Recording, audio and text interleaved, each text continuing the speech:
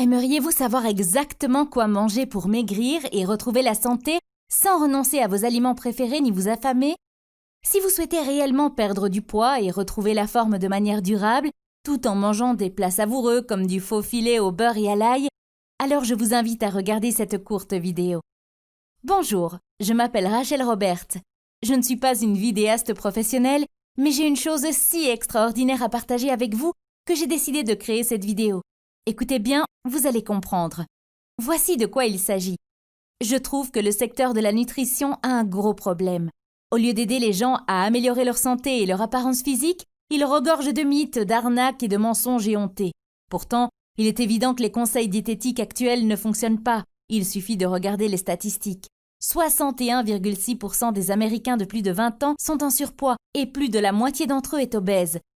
Si vous faites partie de ces millions de personnes qui suivent à la lettre les règles diététiques édictées par des gourous de la santé et du fitness sans constater de résultats, ce n'est pas votre faute. Voici la vérité. Même si vous pensez être condamné au surpoids par la génétique, et même si vous en avez assez d'essayer des tas de régimes inefficaces, vous pouvez réellement avoir la silhouette élancée dont vous rêvez. En réalité, retrouver la ligne n'est pas du tout un processus cruel, contrairement à ce que les gourous de la nutrition et du fitness veulent vous faire croire. En fait, si vous évitez de commettre 4 erreurs courantes, avoir la silhouette de vos rêves est en réalité très simple. Faites-vous ces 4 erreurs de régime courantes qui sabotent la santé et retardent la perte de poids? Erreur 1. Ne pas être en déficit calorique.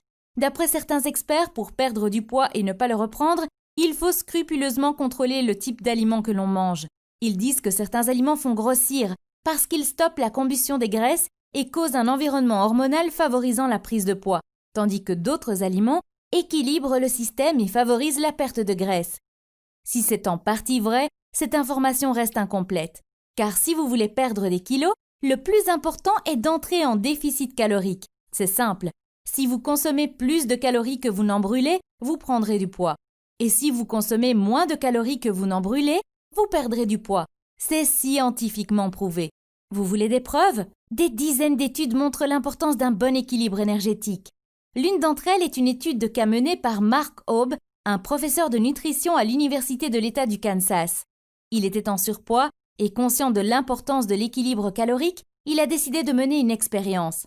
Pendant 2 mois, il n'a mangé que des barres chocolatées, des Oreos, des chips et des boissons protéinées, tout en maintenant un déficit énergétique journalier de 800 calories. Le résultat? En seulement 2 mois, il a perdu 12 kilos et le volume de sa masse graisseuse est passé de 33,4% à 24,9%. Attention, je ne vous conseille pas de faire comme lui, mais ça illustre mon propos. Si vous voulez perdre du poids, vous devez être en déficit calorique. Cependant, tous les déficits en calories ne sont pas égaux. Certains font plus de mal que de bien. C'est pour cela que même après des efforts acharnés, de nombreux adeptes du comptage de calories n'arrivent pas à perdre du poids et à retrouver la ligne. Je vais vous expliquer pourquoi dans un instant. Erreur 2. Une restriction calorique sévère qui vous donne le métabolisme d'une personne âgée. Si un déficit énergétique de 250 calories par jour peut vous donner la ligne, alors un déficit de 1000 calories vous permettra d'atteindre